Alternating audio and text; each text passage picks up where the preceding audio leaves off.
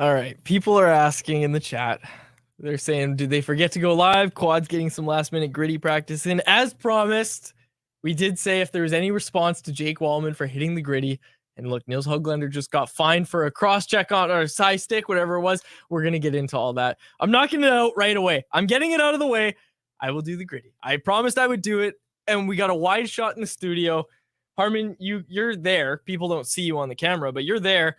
Have you seen my gritty?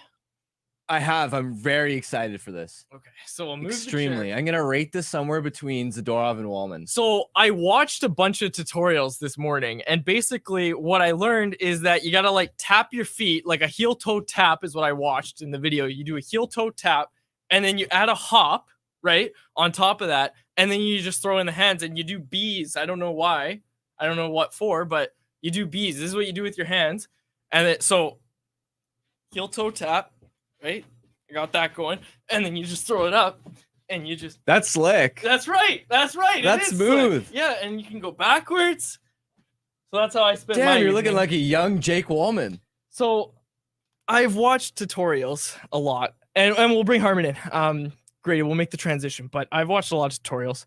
And I had to learn. I had to learn how to do it. We're going to fire up the show properly now. Grady's got to zoom in my camera, so I'm going to tell you, I'm a little out of breath after that. It's quite an indictment on me. I'm going to tell you about our presenting sponsor. Not sure if they will be after seeing that. It's Toyota and the 2023 Toyota BZ4X. Whew, the BZ4X is Toyota's brand new all-electric SUV that is designed to go the distance for you and your family. The BZ4X is packed with Toyota's coolest tech, but it still has that trusty SUV feel you know and love. And even though it's electric, it's capable of effortlessly conquering any terrain, whether it's rain, snow, mud, or your friends' questionable post-game recaps, or watching me do the gritty, the BZ4X will get you through it all. And of course, we are coming to you from the iconic Wall Center in downtown Vancouver. Looking for your next meeting space? Contact the Wall Center for all your event needs at sales@wallcenter.com. Speaking of the Wall Center, Harm, we've talked about many times how there's a giant window that looks into our studio, and sometimes people will stop, look, sometimes people take pictures, all that sort of stuff. And I'm happy to say there was nobody watching when I just popped out the gritty. Well, I'm hearing that the Detroit Red Wings are offering you a PTO. They're on the phone right now. Well, you know what? Saying, Harm, we need your co-host. Oh, we've got... Okay, I'm just gonna go through some of the response to that we got. Karan, oh God, cancel the show right now. People really liking it. There's a bunch of people saying they love this show. Proud of you. Someone clip that. Don't worry, we're gonna clip it. And RP88 pointing something out. That winded Quads a bit. It did. I don't know why. I don't know. Maybe because I do an ad read right after it, but it did. It winded me a little bit here. Quads doing the gritty had some Richard Simmons vibes. You know who Richard Simmons is? I don't. Oh man, I gotta pull up Richard Simmons for you. He was like he did home workout videos. That's Richard Simmons. Oh, okay. Yeah, and I'll have to show you some videos after. Anyways, I like that. That's a good pull, Nar. Captain Canuck. Captain Canuck getting robbed at gunpoint. Give me everything you've got. Insert clip of Quads hitting the gritty. Well, next time you walk into the Canucks locker room, you better watch out. Well, yeah. Someone's going to just cross-check you. I've got moves for the watch party, which is next Thursday. It's coming up fast, folks. Get your tickets at nationgear.ca. All right. We started a little late today, so we're not going to waste any more time talking about the gritty. Well, the gritty will come up on the show, but I'm not going to do it anymore, and we're definitely not going to talk about me doing the gritty. We have to talk about, as the title suggests, Jake Walman's tough night as the Vancouver Canucks take down the Detroit Red Wings by a final score of 4-1. Moments before our show went live, Nils Höglander fined the maximum amount by the NHL, $2,468 or something like that. He was fined that amount by the NHL for high sticking Jake Walman. That was the second high stick on Walman last night. The first one was from Pettersson, obviously on a follow through, so it wasn't a penalty. But Höglander, yes, at the end, and then P.S. Suter as well, getting tied up with Jake Walman, who finished as a -3 on the night. Yeah, you couldn't have written up a better revenge script for the Canucks than what unfolded last night. I mean, right from the opening faceoff, you could tell that the Canucks had a bone to pick with Walman because Garland on the first forecheck hit Walman a little harder than usual. Now, Garland's not the biggest guy, so it didn't really land as a thunderous check, but you could tell there was some extra mustard on that. Plus, Garland had a couple cross checks afterward. I don't know how much the TV cameras caught that, but from the press box away from the play, you could definitely see it. And you're like, okay, yeah, there's going to be some stuff going down tonight. Then, of course, most importantly, the 3 goals against and the loss. I mean, the way the goals unfolded as well, Lindholm's first one, the shot goes through him, right? It's a cool drag move by Lindholm in a one-on-one situation. Walman can't make the defensive stop. Then Lindholm's second goal, which iced the game in the third period, it's Walman caught up the ice, leaving his partner, Mo Seider, out to dry on an odd man rush. So -3, as you said, plus Zadorov doing the gritty back. Tons of tears coming out of the penalty box. Slamming his stick. Yes. And that was... sorry, it wasn't the penalty box. He was at his bench and he slammed his stick at the glass. And then I texted this to you because you were at the game. I was watching the broadcast at home because I ended up having to do rink wide, as people yesterday noticed. Zadorov mocking the dance moves. And look, as somebody who knows how to do the gritty now, that wasn't the gritty. He wasn't doing the gritty.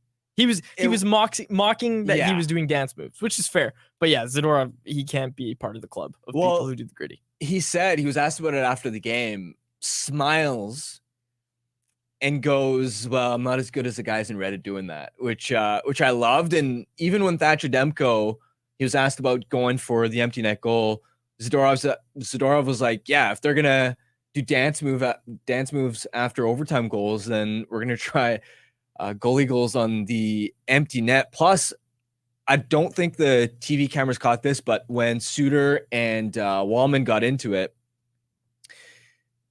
Walman just kept chirping Suter in the box. Yes. It was so funny because Suter's like an NPC personality. So he's just completely ignoring Walman. Walman's just so pissed, keeps barking. Meanwhile, Suter's just casually sipping from the water bottle as if he can't hear Walman at all. And you just know when you're pissed off in a situation like that, the worst thing is when the other guy doesn't respond. Yeah, when the other guy doesn't care. And then you get mocked by Nikita Zadorov. Like, tough. And look, there's so many different things to get to from this game, but one of them that I really wanted to bring up was Nikita Zadorov, really, as Jeff put it last night on Rink Wide, really playing like he knew that nobody on the Red Wings would be dumb enough to challenge him. Like, he was bigger than everybody on the Red Wings. And something I brought up to Jeff last night, Harm, and I'll bring up to you as well, is with a game that had a playoff-like feel to it, and Zadorov is doing that where, he's skating with a confidence where he knows that nobody can touch him. I would like to go through every playoff team's roster and figure out who they have on their team that could take Nikita Zadorov in any capacity. Like if they could take him on in a fight, if they would go after him in a scrum, anything like that. Because look, the guy looks like he's swatting flies when anybody comes at him in a scrum. Like, it was hilarious. He was looking over everybody in every scrum he was in last night. That's important as well, given that the Canucks are playing, or might end up playing Vegas or Edmonton in the playoffs, because you see Oilers fans talking about that Golden Knights series, and Vegas, their roster is massive. And you certainly heard some Oilers fans saying we would have liked to see their roster step up to the plate a little bit better in that situation, even though Edmonton has some bigger bodies as well. They've got Nurse, they've got CC, they've got Evander Kane. But when you think about how big some of these Pacific Division teams are, it really goes to highlight how valuable it is for the Canucks to have Zadorov back there. Myers, even though he's not the most intimidating presence, he's still a big body. Susi, obviously not even in the lineup. Joshua not in the lineup. It's important for the Canucks to have this sandpaper, and it's an area that was sort of addressed on the fly, really, because Vancouver's toughest players last year were probably Luke Schenn and Kyle Burrows. Yes. In terms of guys that would drop the gloves. That's a fantastic point. In the extracurricular activities, both guys left. Yes. So that's been addressed on the fly and addressed pretty successfully. Yeah. And we had the clip there. Credit Sportsnet for that one. We played the clip of Zadorov doing his little dance move. Again, not the gritty, but doing his little dance move there. And Tyson Cole has already clipped it for Twitter. And I know we're going to do that as well. I know Grady's going to get that, going to clip me doing the gritty. Oh, yeah. Here we go. And there it is. There's Zadorov's gritty as well. All right. Okay. So many things to get to from last night's game. Charlie Cole, who listened to Rink Wide last night, said, just so everybody knows, there was a lot of Juulsen talk on Rink Wide last night. So yes, it's going to be 50 straight minutes on number 47 from Quads for sure. And he's kind of right. He's kind of right, Harm. Because Noah Juulsen had such a strong performance last night, especially on the penalty kill, where it feels like he was the Canucks' most important penalty killer last night. He had good body position. He had good stick position. He was doing everything that I've seen longer than everybody, apparently, doing everything right, Noah Juulsen last night. And I really, really liked what I saw from him. And Mike Liu, our guy who writes the statsies over at Canucks Army, where he dives into the analytics for each game, Noah Juulsen finished with the second highest expected goals of any Canuck last night, second only to Quinn Hughes. Also had the third best Corsi percentage after Niels Höglander and Elias Pettersson as well. Stock's rising, baby. Stock is rising. And I bought low. Like I bought it before everybody else. I'm just throwing it out there. You didn't buy it low? I bought it right. No, okay. no, hold on. If Noah Juulsen was a stock, he's going like this. He's going like this. Boom. Here's the quads point right here where I say Noah Juulsen's the third best defender on the team. From this point forward, right here, I have people saying, oh, you're so wrong. You're so wrong. Are you related to the Aquilinis? All this sort of stuff I was facing. And then boom, that's where it is now. You skyrocketed. bought it at a good point, but buying it low would have been... Right. When Jim Benning bought it. Kind of, yes. But it would have been in late October, early November. Yep. When he looked brutal and I was criticizing him. Yes. Right? That would have been the point where you're like, I bought low. Yes, that's fair. If you had said it then, I would have been like, dude, take your victory laps. You have this over me forever.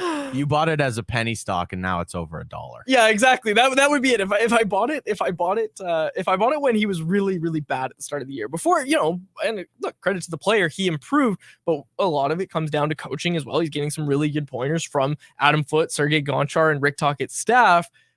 Credit to the player. But he looked nothing like this at the start of the year. Like there was miscues with the puck. There was a lot of looking over the shoulder. And Harman, I'll even tell a story of one day when I came into the studio with you and Noah Juulsen had played some minutes with Quinn Hughes in the game before our show. And I said to you, did you notice that Quinn Hughes was literally like cheating to show Noah Juulsen where he was going to go with the puck? Like Quinn Hughes, super deceptive player for the opposition, but when he was paired with Noah Juulsen, I noticed him like opening up his hips to show Noah Juulsen where he was going to move the puck to. Like that was what we were looking at the start of the year, was a player who just wasn't an NHL caliber defenseman. And now, like I've been saying for a while now, third best defenseman on this team. I don't want to rehash that debate. Is he the best penalty killer on the team? Forward or defender? But hands down, best penalty killing defenseman. Yes. Although Tyler Myers has been the first over the boards, and he's been playing well. Like he hasn't been playing well at 5-on-5 per se. Like he's had a few miscues there, but he's been good on the penalty kill all season long. And I don't want all the Juulsen love to get in the way of what Tyler Myers has done on the penalty, because he's been first guy over the boards. He's done an exceptional job of killing penalties all season long. Definitely longer than Noah Juulsen's done it this year. But right now, it's hard to argue that Noah Juulsen is this team's best penalty killer. Yeah, it's up there. I think the only reservation I would have is usage, right? Because if he's the best penalty killer, then why wouldn't Tocchet use him accordingly? Yep. Right? That's my only reservation, because like, look, by the eye, if you weren't factoring in ice time or anything, he's the most noticeable penalty killer in terms of making positive plays, shot blocks, effective clears, always being in the right position. Yes. I don't ever see him making mistakes. His underlying numbers are great. Put it this way, among players who have second quote unquote pair PK minutes, he's probably up there in the NHL among best penalty killers for sure. I love that. I love that take. That's a very niche sort of area to be best at, to be one of the best second pair PK defensemen. But it's true. He's been that impactful. Save that question for Frank Saravalli next week when we have him on. Frank, where do you rank Noah Juulsen among second pair? No, I love it. He does get some, I believe, first over the board situations, but like in terms of overall ice time, it's like Hronik's up there even higher than Juulsen as well, I believe. But I mean, credit to the PK as a whole last night. It's been their top 10 in the NHL since December. It's it's not that long ago that it was this team's biggest liability, arguably. Yeah. When you look at last season, the year before, it would. Grady was testing the Gritty clip in the back. Sorry. Yeah. We'll continue to break it down. We have Wyatt waiting. We should get to him. Let's get to our guest today, Wyatt Arndt, who's brought to you by our friends over at Four Winds Brewing. Family owned and operated in Delta, home to the Four Winds Light Lager, a crisp, clean, and easy drinking beer, a beer for everyone, a perfect beer for before, after, or during the game. Ask for Four Winds Light Lager at your local liquor store or have some delivered to your front door right through the online shop at fourwindsbrewing.ca. Okay, we'll get him in. Wyatt, did you see my Gritty? Oh, I forgot we have an intro song. I think Gritty did. Intro first.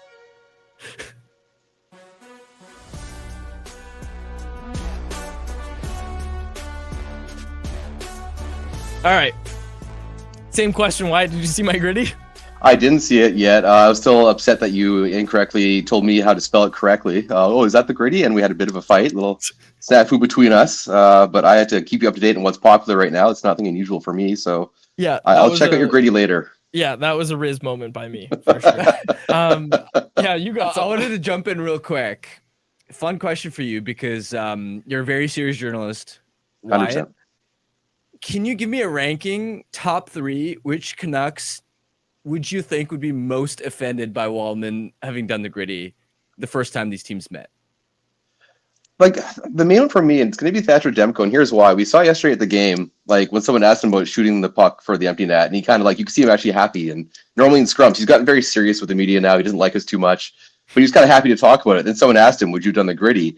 And his face just shut down, and he's like, no. And he got very, very sad about it, didn't want to talk about it. But that guy's got a history of dancing. Like, he's got vines. When he first started coming up with the team, he was dancing. He was known for doing little dances and shuffles. So I think he's just mad that he can't dance. Like, he wants to be able to do that, but he knows he's a serious professional now. He can't do it. So I think he's angry at Walman that he would do the dance when he can't dance himself because it's bursting to get out. So Demko's my number 1 guy. Clearly, JT Miller's number 2 because he hates everything. That guy's not going to be happy with that. And then the third one, I just think it's Zadorov because Zadorov's just a guy who's going to beat up the other guys no matter what. Anything that besmirches his team, he's going to be upset about. What do you think of Zadorov's Gritty? It wasn't a Gritty. As somebody who's been watching Gritty tutorials all day, it wasn't a Gritty. What did you think of him mocking Walman's dance moves?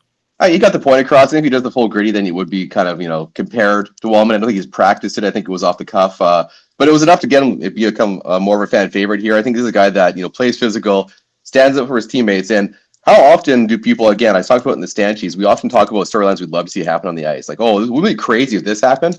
And it was like, wouldn't it be crazy if the Canucks danced back at them? And it actually happened. And Zadorov did that. That little shuffle was all it took. And that, that's a fun storyline, honestly. Like, we're all having fun about it. We're all laughing. Leafs fans are yelling at me for comparing it to the Riley situation. I'm in fights all day about it. The team matters right now, which is a lot of fun. So there's why these dance movements from Zadorov, like, he gets over with the crowd. People are loving it. Like, you couldn't have written a better script, to be honest. How excited were you to see Toyota come on as a presenting sponsor of Canucks Conversation? They clearly are buying into the Corolla Garland movement. They get it, right? They understand that, they're the most reliable car in the market. Garland's the most reliable third line center in the market or winger in the market.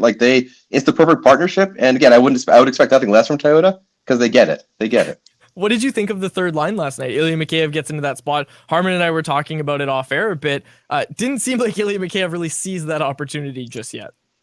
I'm not the biggest Mikheyev fan. I've been pretty down on him. Even when Kuzmenko was here, I was like, Kuzmenko's kind of overshadowing Mikheyev's kind of play. And fair enough, he's had the knee injury. He's got to come back from the ACL injury. So maybe next season will be more of a better indicator of where he's at. But he's not getting any younger. Defensively, he can be solid on the PK. I think he has skills. But just what we expect from that third line, they were perfectly fine. But that third line's been elite for this team. So Mikheyev dragged them down to being just perfectly fine. And they can get away with that for a bit, but one of the benefits of this team being so good is because of that elite third line. And I don't know, again, it's just one game. Maybe Mikheyev will, take some time to get the chemistry, but it just felt like, there was a noticeable difference between Dakota. That speaks to Dakota how well he's been playing, charging to the net, being that physical presence. It's unfair to ask Mikheyev to replace that in a sense, but if you're asking how I thought he did, I just thought it was, perfectly okay, which is not, great.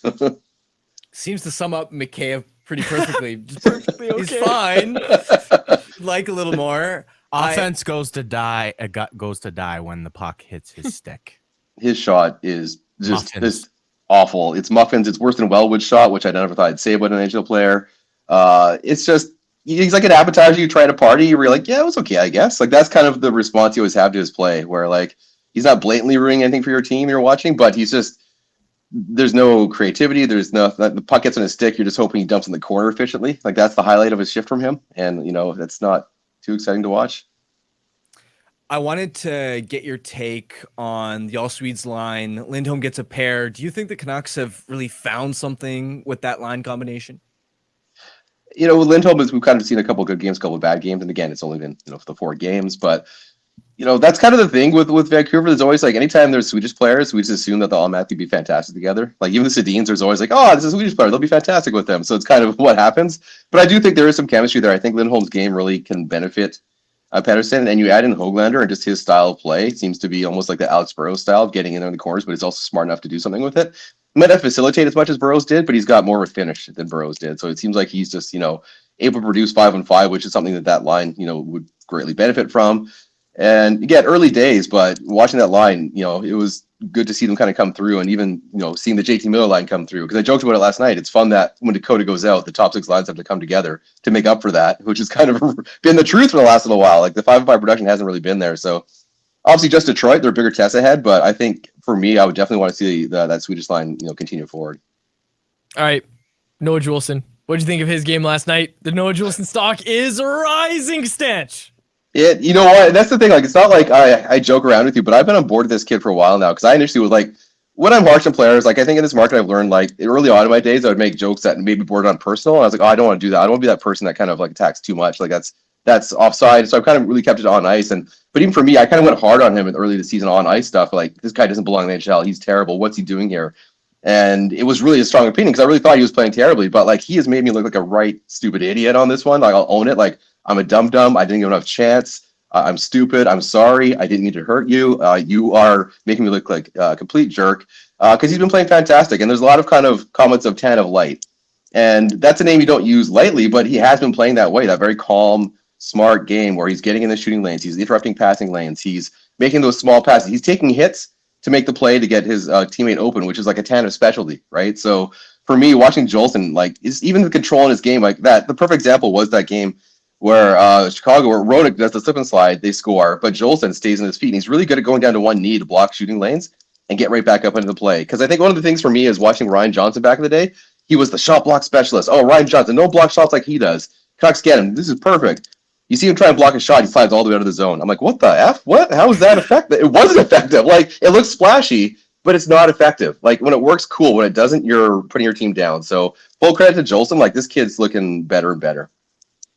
I wanted to ask, when you look back at the game last night, do you think how much of the game's result simply comes down to goaltending? Because it felt like Lindholm's first goal, for example, the Zadorov shot from the point were ones that line would want to have back, whereas Demko was phenomenal, makes a couple of gorgeous backdoor saves that Rick Tocchet pointed out after the game would normally be tap-ins. How much of the 4-1 scoreline ultimately just came down to Canucks up after Demko and the Detroit Red Wings did not? Well, I mean, it's kind of funny. We talk about how this team just took this giant leap forward out of nowhere. And last season, Demko was not, the guy we thought he was because he was injuries, whatever it was. That was not the Demko we're used to. And look what happens. All of a sudden, you're like relying on platoon goalies and Martin, Delia, whoever's in there. They're not able to do. They're giving you kind of that goal thing you saw with Detroit, where like these goals would just go in. And so, yeah, now you're getting the benefit of the doubt. And that was always kind of the argument, even during the good betting years, that when Demko will play out of his mind or Markstrom will play out of his mind, people would always say, well, that's the benefit of having a top goalie. And then there would be a big argument about like how good was the team really. Well, right now you've got the team firing on all cylinders with the forwards and the defense and Demko going off, which is why the season's turning into what it is. And the large part of that is, yeah, Demko's making these saves. He's playing fantastic. He's playing like a Vezina candidate. And that allows them to have nights where maybe things aren't all firing. Because even the best teams in the league have ebbs and flows. And right now, when there's an ebb and flow, they have guys stepping up, whether it's the third line, the top 6, the defense coming through, or, even Demko stepping in. Like Carson Soucy's a big player for this team. He's been out. Juulsen stepped up. Like every time there's something kind of getting in their way, someone's stepping up, and that's a testament probably to the coaching, to the team playing well. PDO goes burr, whatever you want to call it. It's all coming together at the right time right now. Wyatt, pitchers and catchers have reported, and yes, I'm asking you about baseball. Fanatics, in partnership with Nike, has created the MLB's new jerseys, and they look awful. You've seen these? They're a joke. They honestly look like this like a third-rate company. Like I initially started with Fanatics thing back when I ordered like an All-Star jersey. It was the '94 style one because that's like, oh, it's my youth, my childhood. I want to get that jersey. I ordered it like months before the All-Star game. Fanatics tells me, oh, be here at the All-Star game the day of. I'm like, okay, weird.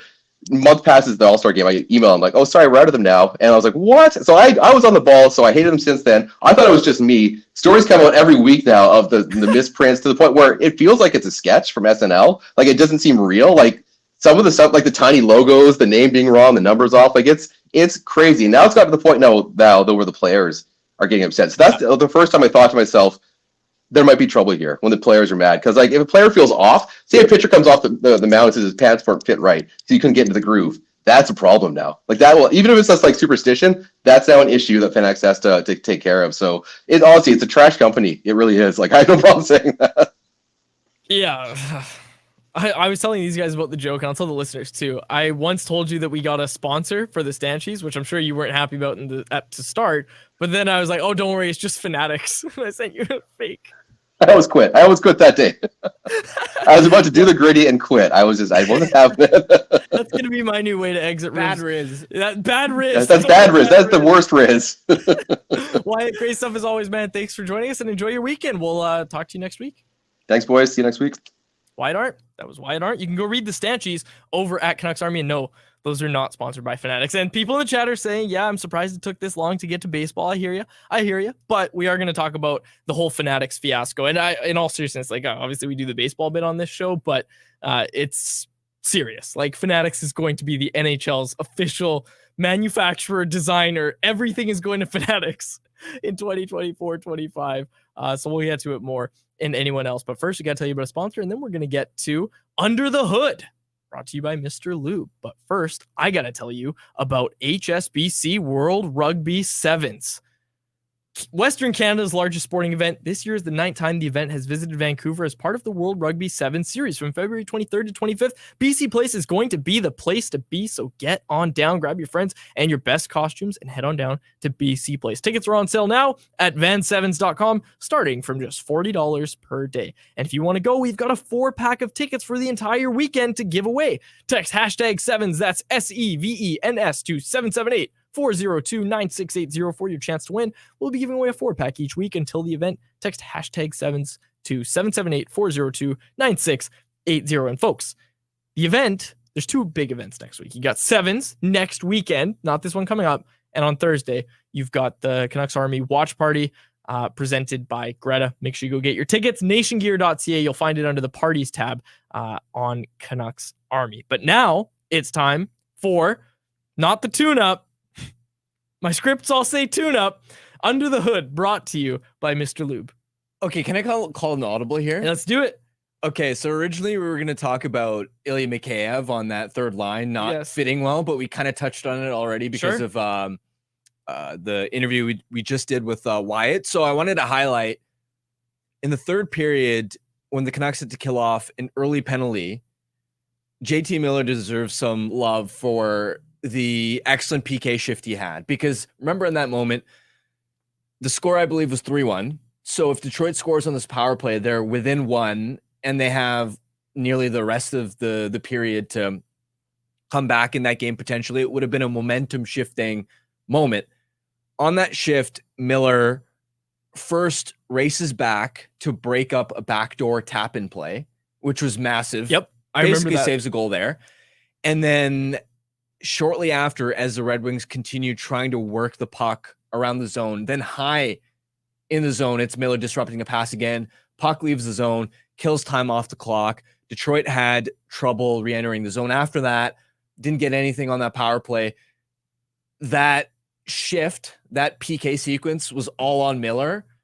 And for a guy that hasn't always been known for his defensive chops, for him to come through clutch in that moment, I thought was a really important, underrated moment of the game. Absolutely. I thought he was very good last night on the penalty kill. People wanted you to talk about Brock Besser. Someone said he's wearing Harry Potter's invisibility cloak. Well, this is what happens with, first of all, way to tee me up for another negative. Anytime I go, well, it's under the hood. It's under the hood. You just changed the oil, which is routine, all positive, nothing bad to report. But then I say, oh, by the way, I'm hearing this squeaky wheel and his name's Brock Besser. I will say, I thought his defensive engagement was better. He broke up a couple plays. So I thought his energy was better because you're right. He has been very quiet recently since the All-Star break, not creating a ton of chances offensively. He had one early in the first period in the slot that Miller teed him up for. But this is what happens for a goal scorer like Boeser, because he's not a player that kills penalties. He's not a player that drives play on his own. He's not a player that has the speed or dynamic ability to create chances by himself individually. The only time you're going to notice him is when he's scoring goals. So when goal scorers go through these ebbs and flows, they run hot and cold. When you run through a cold patch, you're not going to notice Brock Boeser. That's part of what he is as a player. I will say, I thought towards the end of the game, when it was 4-1 Vancouver, Detroit pulls the goalie with 2 or 3 minutes left. On a couple of occasions there, the way that the Canucks were just trying to pass the puck to each other, and we're just like, no, you score this empty netter. No, you score this empty netter. First with Lindholm and Pettersson. Yep. Lindholm gets the puck in the neutral zone, dishes to Pettersson. Because he wants Pettersson to get the point. Yeah, but then Pettersson sends it back because he wants Lindholm the to hat get the hat trick. And then the shooting lane's taken away and neither of them score. And then Boeser with a couple of attempts with the empty netter as well. The play where Miller goes 5 feet offside, everyone will point to that, but when Boeser first got the puck in the neutral zone, he had a clear shot to hit it and snap that goal drought. That was pretty unfortunate. That should have again busted the goal drought. But I'm not too worried about Boeser right now. Yeah, you want to see more offense out of him soon, but it's part of the ebbs and flows of a goal scorer. Yeah, of course. And that was Under the Hood, brought to you by Mr. Lube, the pioneer of the no appointment, warranty-approved oil change. Now providing appointment-free tire service and sales. Find them at one of their 16 locations across the Lower Mainland. To find your nearest location, visit them online at mrlube.com. Anyone else, baby? I do not have it in front of me. One All sec, good. sorry. I'll come in for the save. Get your anyone else ready. You better have a good one for today, because I got a few. Because it's time for anyone else, presented by DoorDash. It's our listeners' chance to get involved and hit us up in the YouTube live chat. And it's also our listeners' chance to get 25% off and 0 delivery fees on their first order of $15 or more when they download the DoorDash app and enter code NATION25. That's all capital letters, NATION, and the numbers 25. Offer valid in Canada. Subject to change. Terms, of course, do apply. You saved me like a no Juulsen shot block. That's a beautiful analogy. You've already hit your quota for anyone else. That's a great contribution to the show. I feel like we kind of glossed over this. The Canucks could go 10-17 and hit 100 points on the season. Wow. 10-17. They got 27 games left. They could go 10-17 and still hit 100 points. They're on pace to hit 119 points, which would be 2 more than the 2011 Canucks. I ask again, Harmon, is this team better than the 2011 Canucks? I asked you a month ago, and I defiantly said yes. I don't want to compare this team to the 2011 one. This is its own iteration. It's different. It's fun. Different. It's exciting, but let's just enjoy it for what it is. Exactly. And in all seriousness, because I threw out that take defiantly, but you know, if you really dive into the roster construction, the numbers, I think a really interesting exercise to do is look at how the 2011 team was constructed compared to their peers in the NHL, right? Because roster construction is different. On paper, is the center depth that the Vancouver Canucks this year have better than the one the 2011 team had? Yeah, probably. Like Elias Lindholm is better than Manny Malhotra, Max Lapierre, right? Like they have better center depth, but the way teams were constructed back then, there was no, oh yeah, you need 3 lines that can score. Like that wasn't happening in the NHL yet. It was a very clear top 6, bottom 6. It wasn't until a few years later, 9-10 years later, if you're Jim Benning, that idea started to change, that it was okay, we need 3 lines that can score. And even hell, they've got 4 lines that can score on a lot of different teams. So it's a really interesting exercise. I think it's one we'll probably dissect more at a later date, but you know, it's so hard to compare those two teams just because the trends with roster construction in the NHL are just so different now than they were back then. But what I will say is, compared to their peers, it feels like this team's roster construction, and just, you know, like, I don't want to use the term lucky, but they're very fortunate to have the best third line in the NHL. Like, none of us thought they were going to have this third line in the NHL. Hell, we were talking about how secondary scoring might be a legitimate concern for this team. Like a week into the season, we were talking about that, right? And, you know, they end up having the best third line in the NHL. And again, compared to their peers, that really puts them at a new level. even the blue line. I mean, Hughes and Hronek are out of this world right now, one of the best defense pairs in the NHL.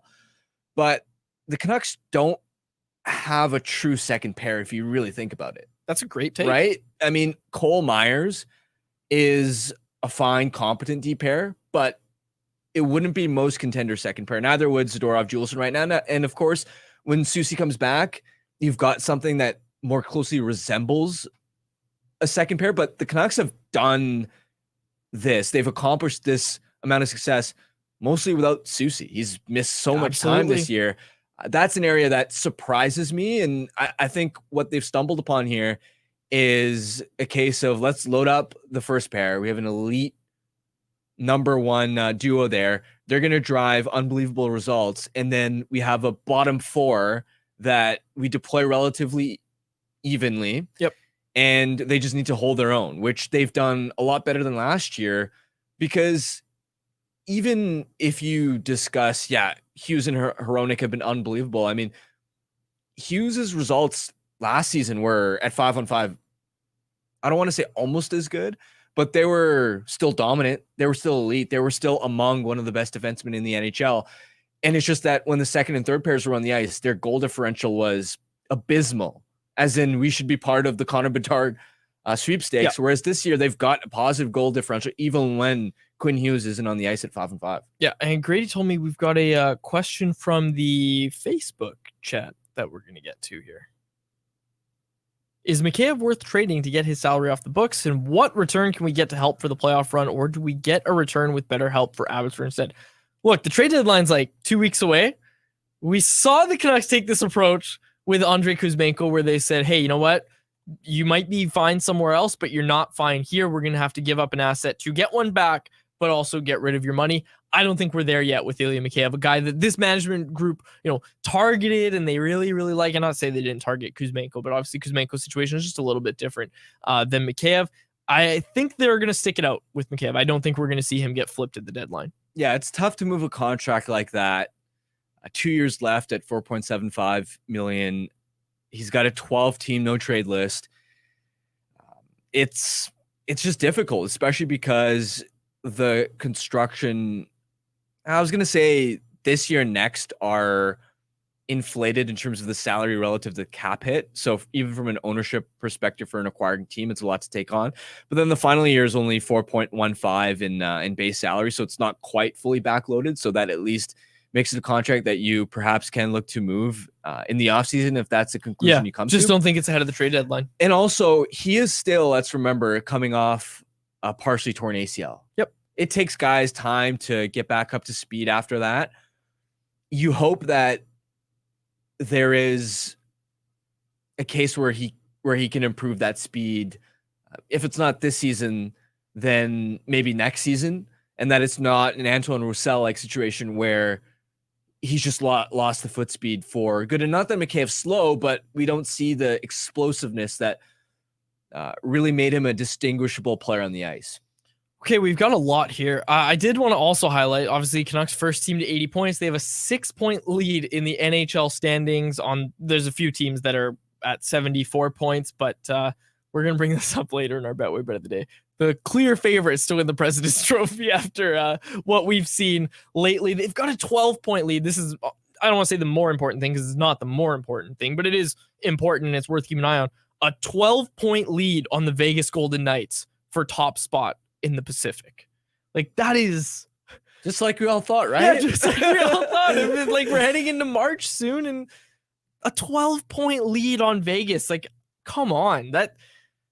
No one expected this. No one expected this. Another thing, last night, I loved seeing the Canucks just going for it on the empty netter. Like, all the Hail Mary attempts that we were seeing from their own end. That was awesome. Thatcher Demko, obviously, with the attempt at a goalie goal, would have been awesome. For reference, I want to pull up a lineup for take some time to look through other questions. I want to look up what the Canucks lineup a year ago today looked like. Do it. I'll occupy because there's a really good one that I saw here. This one, I don't know how to pronounce that name. I apologize. He asked if there is any chance we get the black skate jersey during the playoffs. Seems like they keep winning with them at home. This is the thing to note. you can only bring 2 jerseys into the playoffs. You can't wear your alternates in the playoffs. I read that somewhere. Maybe it's a lie. I think it's true though. If I'm wrong, someone in the chat tell me. I think I'm right on that though. You can only bring 2 jerseys in the playoffs. So do the Canucks wear the white Orcas on the road and go black skate at home? I think absolutely yes. I think you absolutely do it. You don't go into playoffs with the Blues. You don't.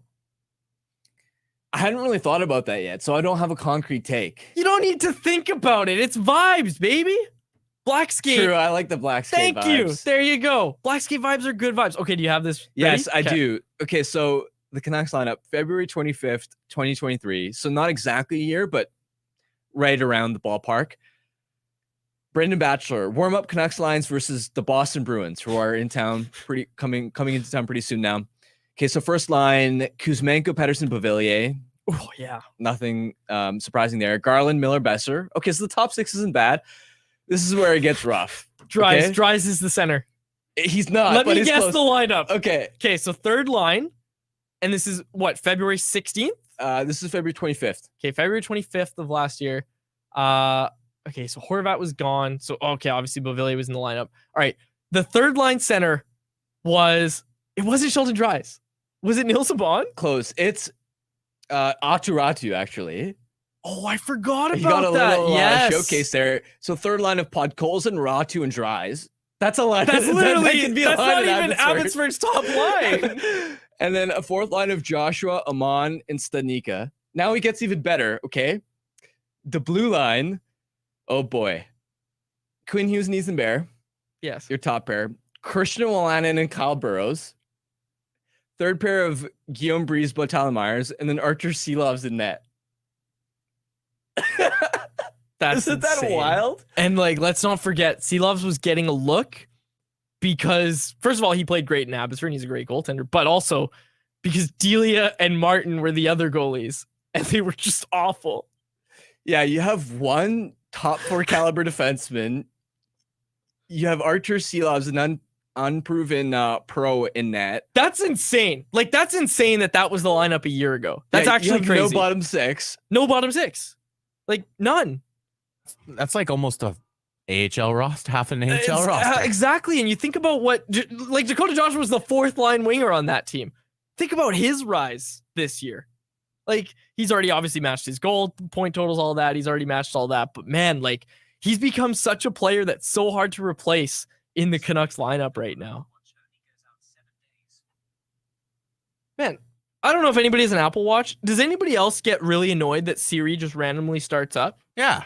It happens to you too, right? Oh, yeah. Oh, it's the I worst. didn't ask for you to talk. You know what? I've been saying this for months that I got to figure out how to shut this damn thing off because I never ever want to. I've never intentionally used it.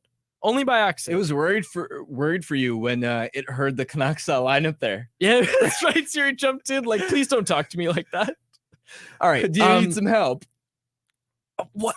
He needs lots. We got to go over what changes happened, like where all those players are now. And we don't have to do it right now, but it's just like, you know what we'll do, Harm? We'll look at the lineup. In the AHL. We'll look at the lineup from the last game of the season last year to this year, because then you're going to get Cole McWard. You're going to get Akito Hirose. Oh my goodness. You're going to get Aiden McDonough. Those guys are all in the lineup. Yeah. Like, those guys are all in the lineup. That's wild. That's wild. Okay. Yeah, we've got so much. Nar, where outside the rink should we put Jim Rutherford's bronze statue? Okay, if this team wins a cup, Jim Rutherford gets a statue. Oh yeah. For sure. Okay. I'm just making sure we all agree on that. Can you imagine? That would be one of the most dramatic turnarounds from where this Yeah. club was a Yep. year ago. But And even Unheard going of. back through that roster you just said, like, look at the amount of guys that have come in. Yeah. And that's where this new management team, well, can we even call them new anymore, gets credit. Yeah, people want to throw back, the core of Jim Benning. But last time I checked, that core wasn't good enough to get him in the playoffs. It's really the depth pieces up and down the lineup, forwards, goaltending, defense, that's really made a difference. also, like, putting away all context, if I just told you on paper, it's like, yeah, Jim Rutherford's going to come in. His first big decision is going to be to trade the beloved captain, bet on JT Miller, who at the time wasn't very, wasn't showing a ton of effort, all this stuff, all these issues that people had with JT Miller, whatever. decides to trade away the beloved captain, and it just puts all his chips in on Filip Hronek and absolutely crushes it. Miller was almost traded again, or almost traded then after to Pittsburgh. And how crazy do we think it was when, like we were talking about, the potential Miller trade with Pittsburgh, how crazy everybody thought it was that the Canucks didn't want to do a trade that was rumored to have 2 first-round picks, or they wanted 2 first-round picks or something like that. And they weren't willing to move on from Miller for that cost. Like, you just look at all these moves now and you go back. It's insane. It's an insane turnaround. It's unprecedented. The moves that they didn't make are nearly as important as the ones they did actually make. Miller's one of them. Garland.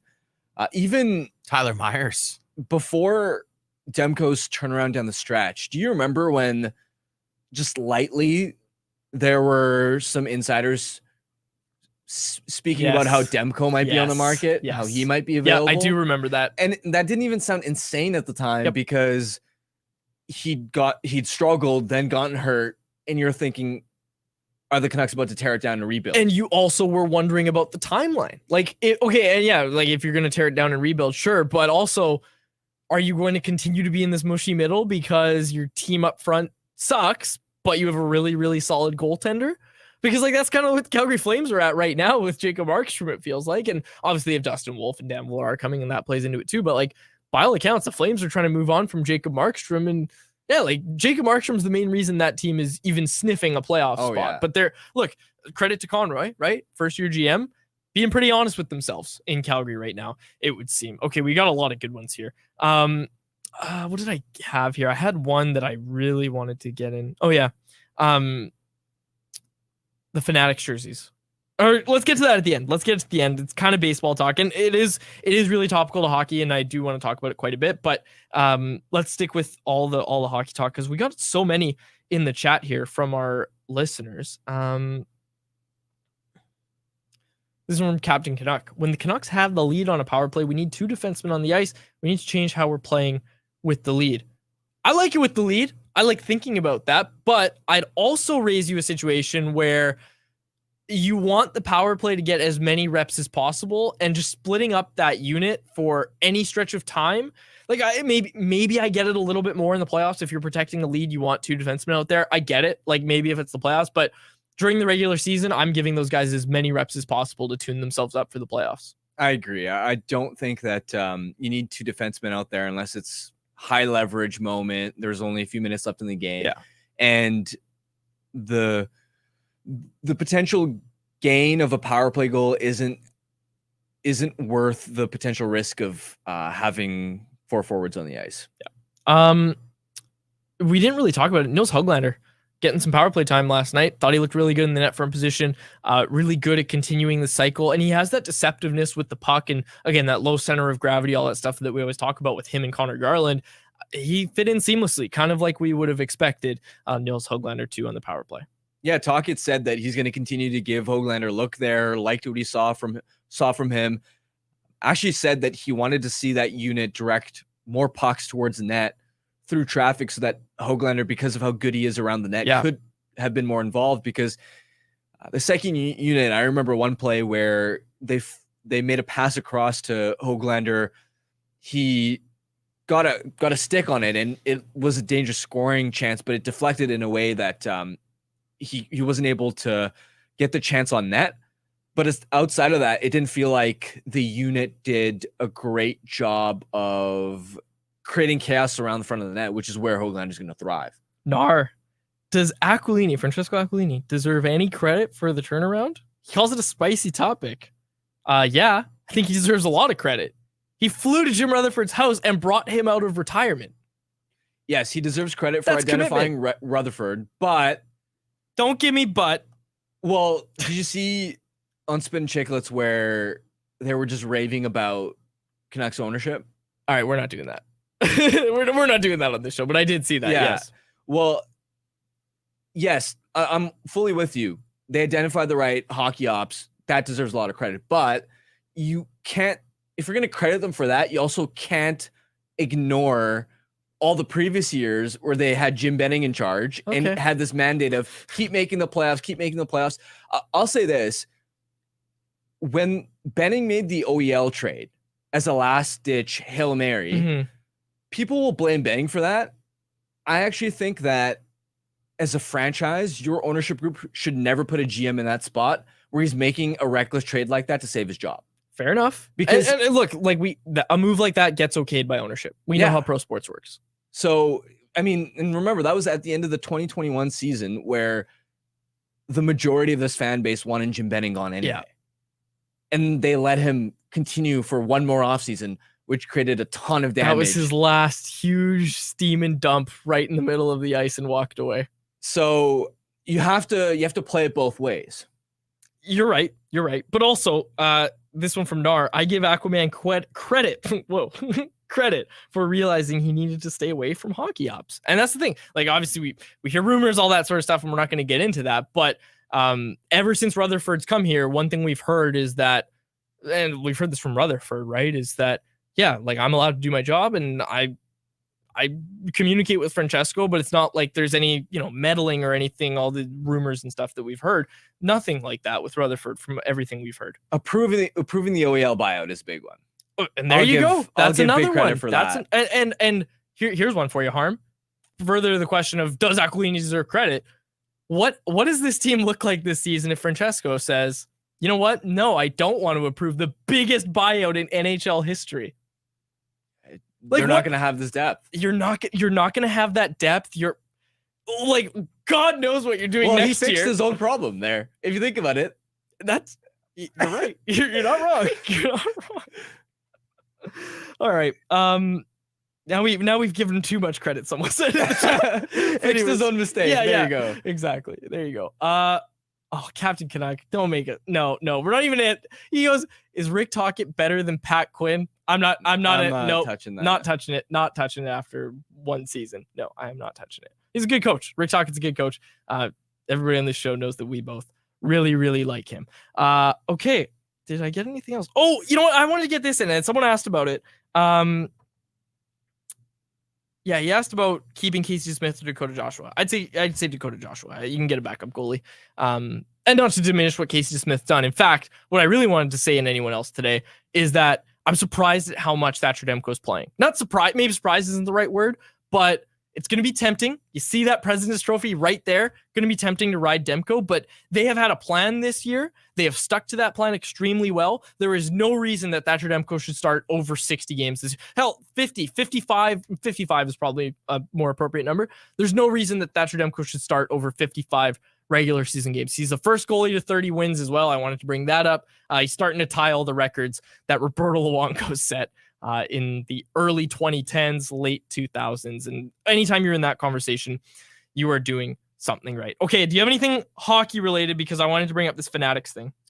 I'm done. You can go ahead. Okay, and I told you this briefly before we went to Aaron. For those that don't know, basically what's happened with Major League Baseball, pitchers and catchers have reported teams are starting to report for spring training. Baseball season is upon us. And what we're seeing is these new jerseys. And pull up this picture of White Sox pitcher.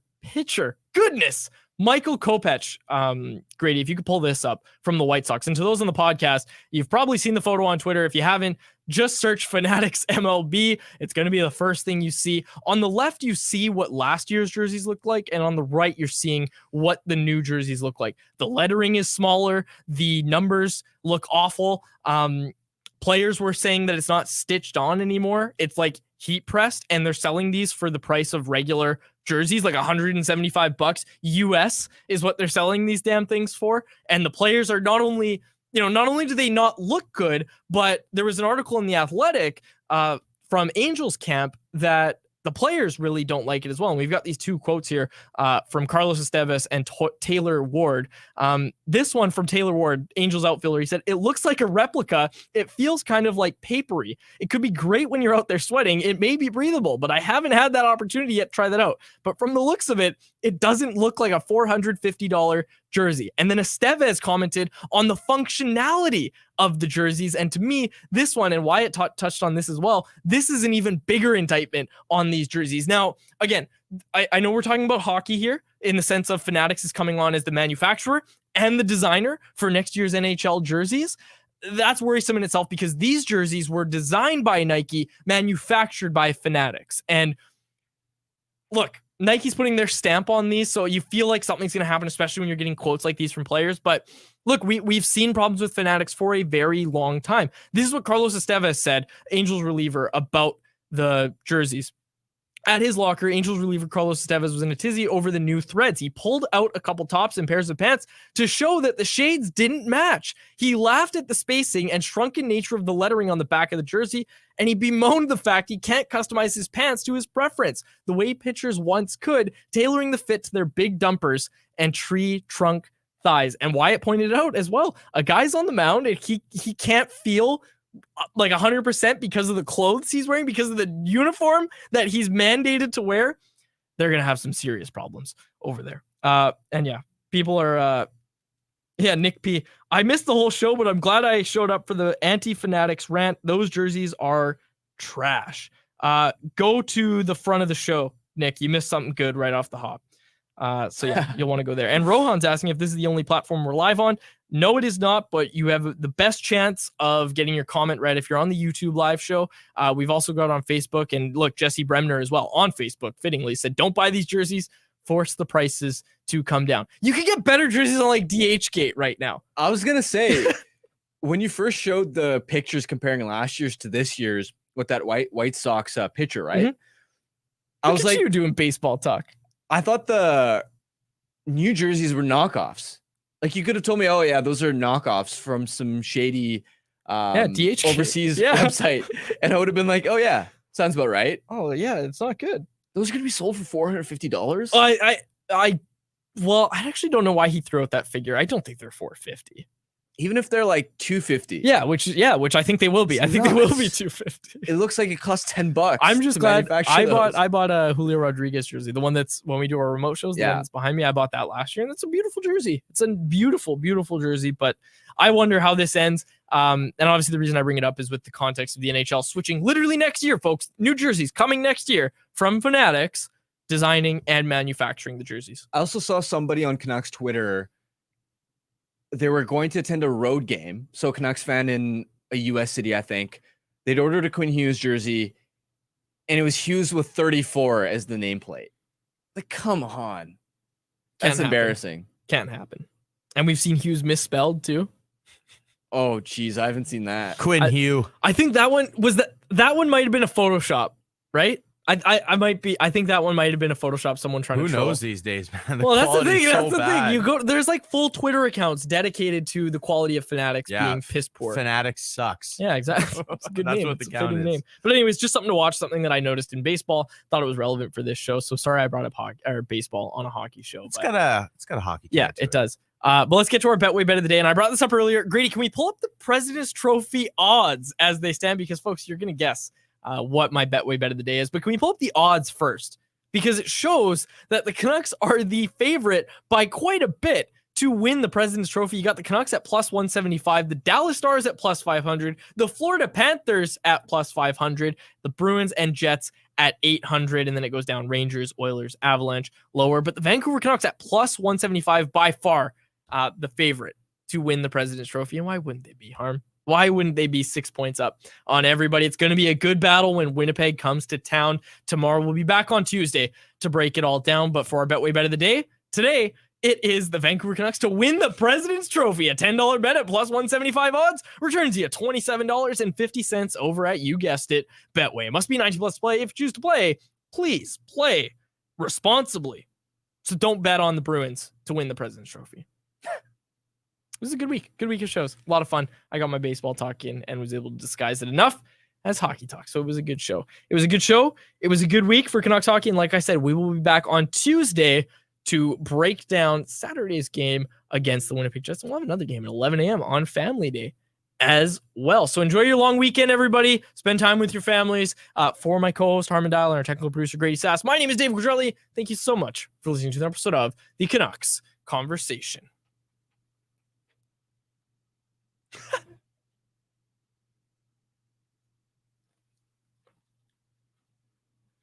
Canucks Conversation with Harmon and Quads brought to you by the Toyota BZ4X. The BZ4X's fresh look is just an added bonus to its range since you can drive up to 406 kilometers on a single charge. That's enough to get you from Kitsilano to Whistler or Kamloops to Kelowna and back and still be home in time for the game. Now that's what we'd call electric. The best part, by choosing electric, you can get up to $11,000 in rebates and incentives. The BZ4X are in stock and selling quickly, so make sure to visit shoptoyota.ca or your local Pacific Toyota dealer to get your hands on one. Canucks Conversation is live Monday through Friday, every weekday at 2 p.m. over on the Canucks Army YouTube channel. Make sure you like, subscribe, and interact in the YouTube live chat every day with us, folks.